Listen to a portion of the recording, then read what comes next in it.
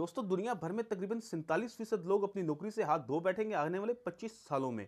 और इसकी वजह बनेंगे ये रोबोट्स। अब आगे आने वाला दौर जो है वो रोबोट्स का है और इन रोबोट्स को आम इंसानों से रिप्लेस किया जाएगा और नौकरियां जो हैं वो रोबोट्स को मिलेंगी कि बजाय इंसानों को, क्योंकि रोबोट्स तो ना तनख्वाह लेते हैं और काम भी ज़्यादा करते हैं। तो कहा यह जा रहा है कि तकरीबन 2020 तक 5 मिलियन लोग अपनी नौकरी से हाथ धो बैठेंगे और उनकी जगह रोबोट्स काम किया करेंगे। तो दोस्तों क्या आप जानते हैं कि रूस के अंदर 1936 के अंदर एक ऐसा कंप्यूटर बनाया गया था जो पानी के साथ चलता है। तो दोस्तों आज की वीडियो में इस तरह की होगी इंटरेस्टिंग इंफॉर्मेशन, तो कहीं जाइएगा मत, वीडियो को लास्ट तक देखिएगा। मेरा नाम है खुरमा अब्बास, आप देख रहे हैं आईटी की टिप्स।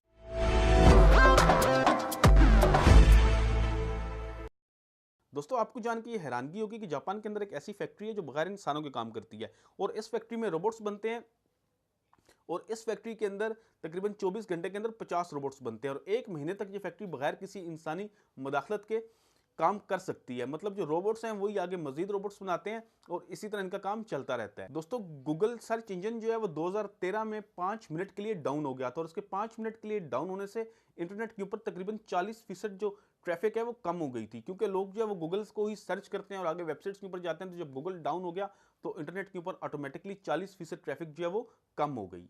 दोस्तों आने वाले टाइम में आपको मिलेगा वाईफाई के मुतबादिल लाईफाई, और लाईफाई जो है ये एक्चुअली लाइट के थ्रू डेटा ट्रैवलिंग होती है, इसकी लाइट के थ्रू डेटा ट्रैवल होता है इसमें, और आने वाले वक्त में ये वाईफाई को रिप्लेस करेगा। इसका जो डेटा है वो एक रूम से बाहर नहीं जा सकेगा, क्योंकि लाइट जो है वो रूम से बाहर तो नहीं जा सकती, लेकिन इसमें अच्छी बात यह है कि इसकी जो स्पीड है वो वाईफाई से तकरीबन 100 गुना ज्यादा तेज होगी। दोस्तों क्या आप जानते हैं कि दुनिया भर में सबसे ज्यादा सेल होने वाला सेट कौन सा है? तो आपको जानकर ये हैरानगी होगी कि दुनिया में सबसे ज्यादा सेल होने वाला सेट नोकिया 1100 है और अपने जमाने में इसकी तकरीबन 250 मिलियन फोन जो है वो सेल हुए थे।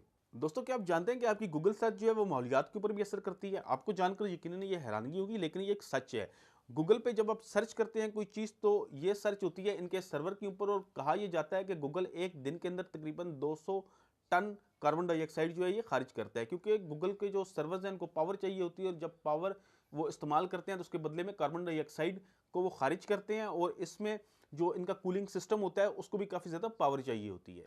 दोस्तों क्या आप जानते हैं कि माइक्रोसॉफ्ट का एक प्रोजेक्ट नेटिक के नाम से है और इस प्रोजेक्ट में होता यह है कि इसमें एक डेटा सेंटर को समंदर के अंदर डुबोया गया और उसकी वजह यह है कि डेटा सेंटर को चलाने के लिए जितनी बिजली की ज़रूरत होती है उसको ठंडा रखने के लिए भी उतनी ही बिजली की ज़रूरत होती है।